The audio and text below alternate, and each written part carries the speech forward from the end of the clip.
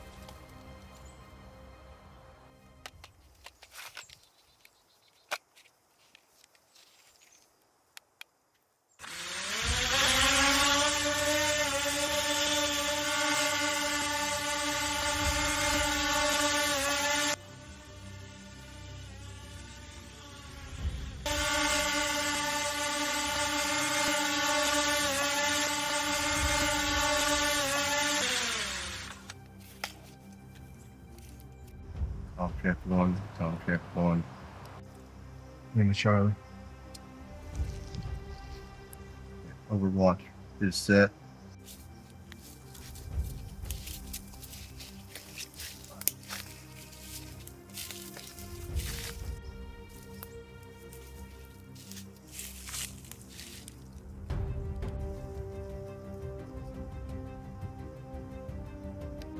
I'm almost set. I need to move 12 meters to the right. Copy. Wait 1. Hold position. Additional movement.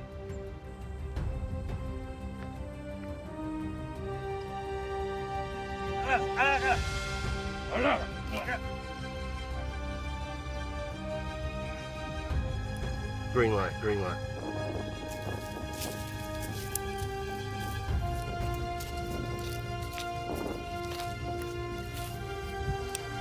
I'm set.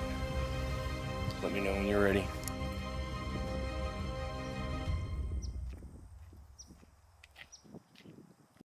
I have 2 targets, 1 face mask, 1 turban. I have face mask.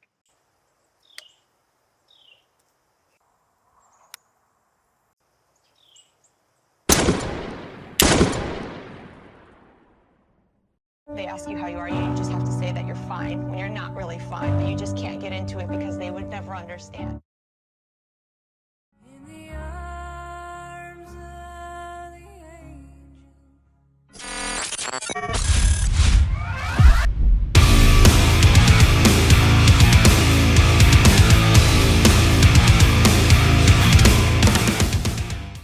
What is up, my felonious YouTube brethren? Today's video is going to be pretty awesome. As you saw by the intro, today we are going over civilian Overwatch. So Overwatch is obviously not a new concept. It's not a difficult concept to understand. This is a video that we've been dreaming up for a hot minute. And before we get into it, big shout out to my buddy Bo. This was his brainchild. He did all the research on it. He essentially wrote the entire thing. So definitely drop down below, give kudos to Bo. If you're new here to the channel, my name is Joe. Nothing special about me. I'm just your basic internet retard. I like shooting guns. I like having fun with my friends. I've been in the world of PCS, privately contracted security, for around 12 years. I've been anything and everything you can think of, from Paul Blart Mall Cop all the way to federally contracted NRC stuff up for.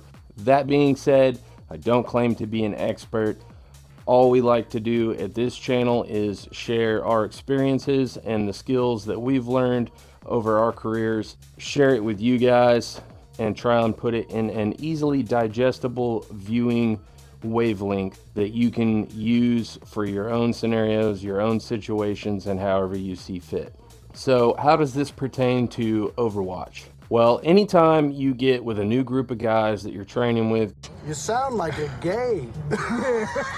going to the range with, and whether you are trying to get everybody synced up and training for any kind of Boogaloo, SHTF, zombie apocalypse or just overall a balance of civilian preparedness, whatever the case may be, you obviously want to do some sort of inventory when it comes to individual skill sets.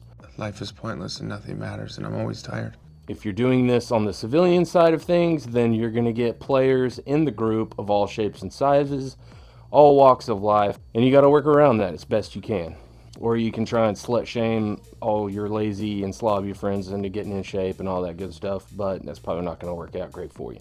That being said, a lot of the community that likes to participate in the preparedness world, training with firearms, all that 2A community stuff, a lot of these guys are active and retired military, and with that, most of the military guys, especially if they deployed overseas, Iraq, Afghanistan, or numerous other places, a lot of times they came home with injuries. Those injuries could be both mental, bunch of hookers and cocaine. Oh, okay, that's not. Or physical. So we really started focusing on the physical part, because we've got some guys in the group that they're good shooters, they got a good sound mind, tactically they're sound, they want to be in the fight, but they don't quite have the confidence at being a door kicker, if you will. They don't quite have the confidence in their physical prowess that they once had, whether it's an injury, some sort of physical limitation that restrains them or keeps them from, we'll say, being on the front lines of, your little boogaloo squad that you got going on. How do we keep these guys in the fight and still make them an absolute asset to the team? So, Section 1, the purpose and the role of Overwatch. It's pretty simple. See what others miss, see what others can't see, and fix problems before they become problems. If the assault team, the door kickers, the guys that are busting in and clearing rooms or doing the front row heavy lifting, if those are the sledgehammers, then the Overwatch is the scalpel. Precision. Overwatch deals with both firearms, but it also deals more heavily so in information and observation. Information is your ammunition. So the second thing that we're going to talk about, your Overwatch position. These are going to be the core skills that you're going to want to develop as that role, as that sniper Overwatch, what you need to live by to become that asset for your team. And that starts with visual discipline. Whatever it is that you're observing, don't over-focus. Don't have the tunnel vision where you lock on to something and you can't see the forest for the trees. Obviously, you have priorities in your line of sight, but at the same time, you need to be the 1,000-foot picture and retain and observe as much of the picture as you can. Your teammates' lives might depend on it. The second skill that you're going to want to sharpen is going to be communication. Communication is absolutely vital as the Overwatch. As you can see in the intro, we tried to showcase as best we could when Bo set up his sniper nest. I broke off as the assaulting force, and as I made my approach to the camper, he could see more than what I could. And so I used him as my eyes, as my reconnaissance, and I moved solely on his lead. So essentially, he was the chess player and I was the chess piece, and he was moving me where I needed to be.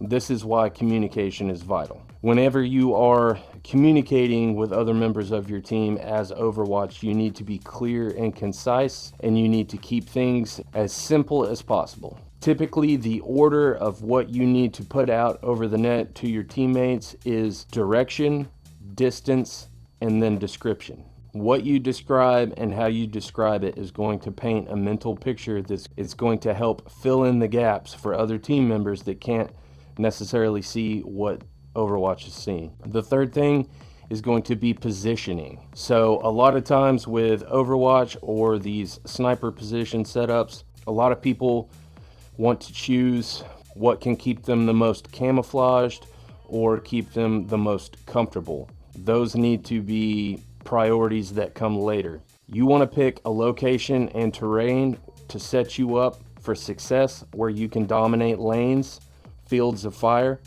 to where you can give optimal coverage for any other members of your team that have split, or where you can observe the most action going on with whatever your intended target is. You can be absolutely 150% camouflaged out and nobody could see you in 1,000 years, but you might also have the world's worst shot if you need to back your homies up. What about you, Robert? Can you see? Not too good. I mean, if I don't move my head, I can see you pretty good, more or less. Or you may not have the greatest vantage point to the OP where everybody is going to. That's kind of a balancing act of, you want to be obviously not seen, so camouflage and setting up a good stable shooting position is a pretty high priority, but observation is absolutely paramount. Your visual lanes and fields of fire come first. The last part of this section is going to be timing. Timing is kind of a tricky one. That one comes with experience, with working with the individual members of your team. How you put your information out over the net, how you speak it, and the speed at which you deliver information also controls the tempo of how your other guys move. If I'm speaking very calm and concise and specific, that is going to help keep everybody dialed back and precise and on point.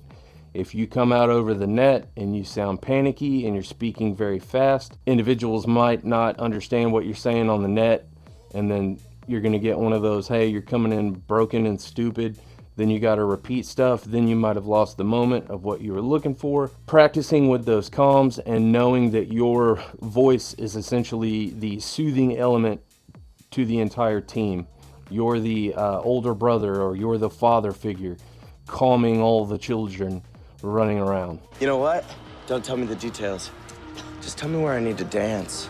Everyone might not have a huge group of these tactically mindseted guys that go out and train and do all this cool guy stuff all the time, but for the most part, everybody has at least that one good ride or die friend that they know that if doo-doo hits the fan, they can count on that person to back them up. If they need to cut fence and go sort some stuff out, you've got that one homie you can call on. The fact that it ended up being just me and Bo running this op, I think it worked out for the best to show the absolute basics of the Overwatch position. If an individual does have physical limitations, or they can't do the hard charging, running and gunning stuff, I'm kind of retarded.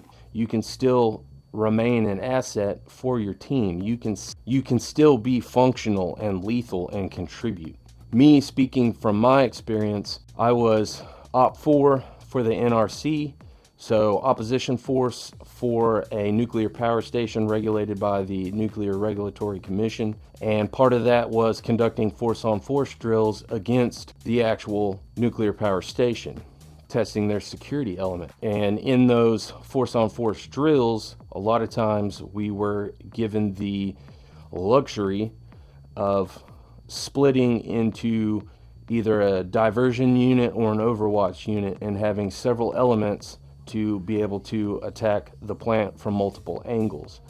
And every single time that we had an Overwatch unit, I can't go into extreme detail because it's all safeguard stuff and I ain't trying to go to prison, but essentially every time we had an Overwatch unit or a Overwatch/sniper unit that would split off and go to a separate location, they could watch our infiltration, and then anytime we received contact, that's when they would engage and absolutely throw the OODA loop of everybody else. And you have to think about it from the mindset of the person or the team that you're going against. Even if you do recognize and make contact with the assaulting force that's coming straight at you, you get in a gunfight or whatever the case may be, you understand, okay, someone is attacking me from here.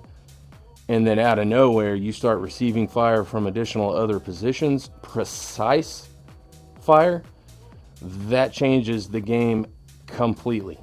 Now, obviously, it's going to be a situation-based outcome, depending on what your situation is. For the civilian side, over here in the States, anything that we've seen coming from all the craziness in the COVID riots and just all the crazy stuff that's happened over the past couple of years.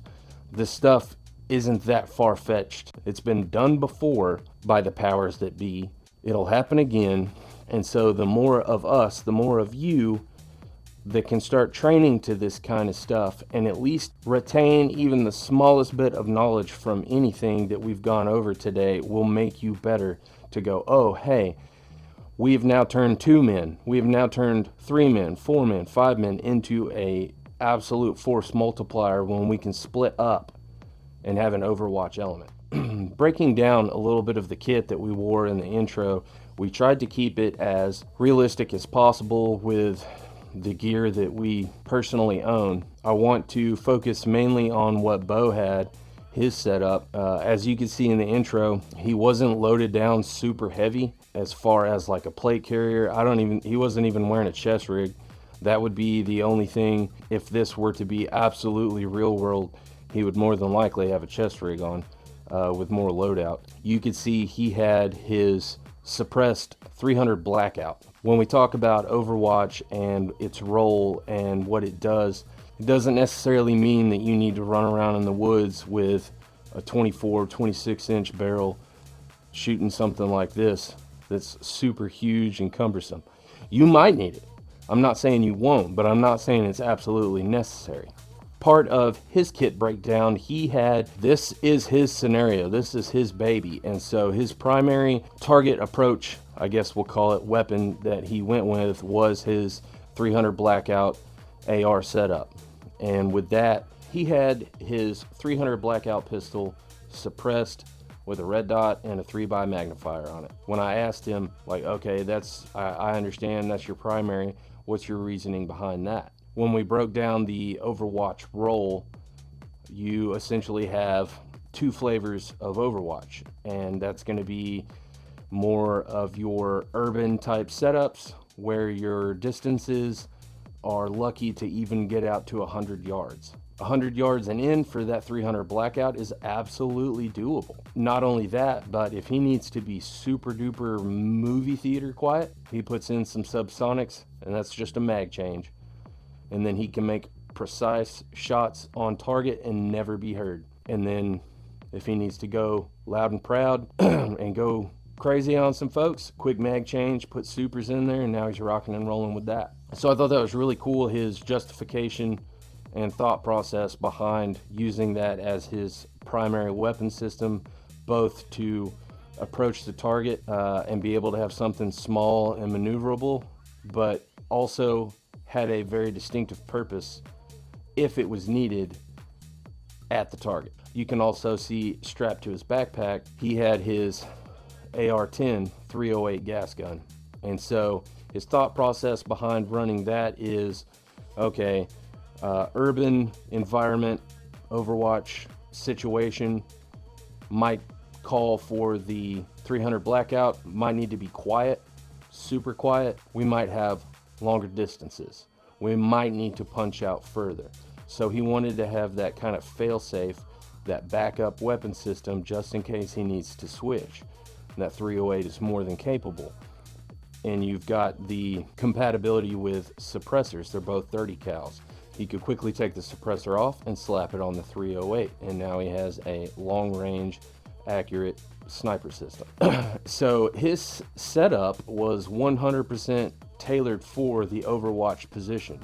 He had the bog pod, tripod to help set up a stable shooting platform and position. In the intro, you saw once we got to the target, I held PSD, I had perimeter security while he was building his nest, and that was when he took his backpack off and started donning all his Overwatch equipment, which was the tripod, and then you saw him bust out his drone. So I know we're not fooling any of y'all out there. Obviously, we doctored up the drone footage a little bit. His drone is currently a little under the weather and needs repair, but we still wanted to showcase that as an Overwatch, it only takes a few little tools, a little tweaks here and there to where you can absolutely become a huge force multiplier for your group. Sending that drone up to be able to do a quick reconnaissance of the area, whether it's your target, that you're after, or if it's just observing the area, that is a huge asset to the team, and we wanted to showcase that. So in the context of the cinematic trailer that we filmed, he sent the drone up to observe the target, got the intel he needed, and then brought it back down.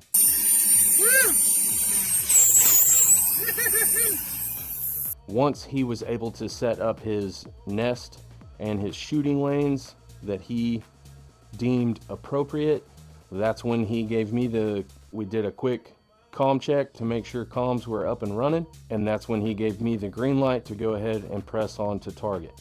At that point, he remained back as the Overwatch element, and I moved forward as the assaulting element. Technically, per se, we could have both been Overwatch, just two Overwatch elements that split and then move in together, but we're kind of getting off in the weeds with some, overly technical analytical stuff. So essentially, for the purposes of the intro, I was the assaulting force. So you can see most of his kit that he was running wasn't super extravagant. It wasn't the bougiest, primarily to showcase that you don't necessarily need all the bells and whistles and stuff that most of the market tells you to go out and get. It can be done with a minimal amount of equipment, but if you have the right equipment, you take things to the next level. And these are things that we wanted to showcase to you guys, that if you have any kind of physical limitations, you are not out of the fight. You can still be an asset to your team. Quick breakdown on what I was rocking in the intro. Y'all seen it a bazillion times. It's the 14.5. Suppressed with a 1 to 10 variable optic on it. Not a lot to it. I didn't have any other fancy gizmos and gadgets. If it was real world, might throw a thermal on, might throw night vision on, who knows. But essentially, you don't need all that stuff. If you got something that goes bang, you can make it work. There's a few leftover points, little scragglers, I'd like to throw out there for anybody interested. For anyone interested in getting into Overwatch, learning more about it, it is not a particularly hard skill set to learn as long as you are good at observing the area, making precise shots, and working well with others and communicating. It's not like being a military sniper. It's not super duper hard. Really, it comes down to the situation you're in, the knowledge that you have on your target, stuff like that. There's a lot of other little factors that come into play that can really change things up. But if you have a basic understanding of what the Overwatch role does, and essentially the Overwatch drives and commands the op. Nobody else gets to do anything unless they come in and get permission from the Overwatch, depending on the Overwatch's vantage, obviously. A few other pieces of kit and tidbits that I would recommend if you are interested in getting into stuff like that. Obviously, you're going to need a rangefinder. These things are super helpful. Obviously, whenever you set up your nest or your Overwatch position, you are now a sponge. You are taking in as much information in the area as you possibly can. So the rangefinder and a pad of paper and a pen is your best friend. You're going to start drawing your lanes of fire. You're going to start writing down ranges of what things are. That way, if shit starts popping off, you know exactly where your holdovers are. And that's going to be our next point, is know your holdovers, whatever optic you're using. And that could be anything from a red dot all the way to a super bougie scope that can shoot to the moon and back. Whatever you're using, know your holds at different ranges, because if crap pops off and rounds start flying, especially if your homies are up close, you're not going to have time to dial stuff and type stuff into a ballistic calculator and all that. You're going to have to wing it. So the more you already have your holds memorized, then the more you can stay in that fight and help your homies and be an asset. There's not a whole lot else to cover as far as additional equipment, I guess you could say. Not only are we a bunch of pores here at this channel, but we purposely try and do stuff with the minimal amount of equipment as possible, especially when it's a video, when we're going over skill sets and tactics. We want to show you that it's doable with minimal amount of equipment as a baseline. We could do this whole thing with a lever action 30-30 using iron sights. Yes, it would suck. It would be difficult, but it's doable. So we always try our best to show you that baseline of like, hey, we don't have a lot of stuff and we're doing it. We're getting some good reps in, we're getting some good training. If you have nice equipment, if you have additional guys to train with, then the value in the training only goes up from there. Guys, I appreciate you coming by. This video has been an absolute blast to film.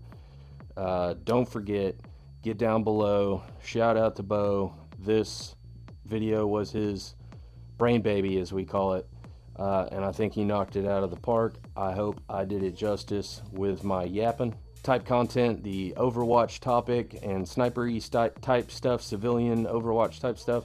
If that stuff y'all are interested in, definitely let me know down in the comment section below that you want to see more of it, and we will start cranking out more of it. As always, guys, DTW, always push back.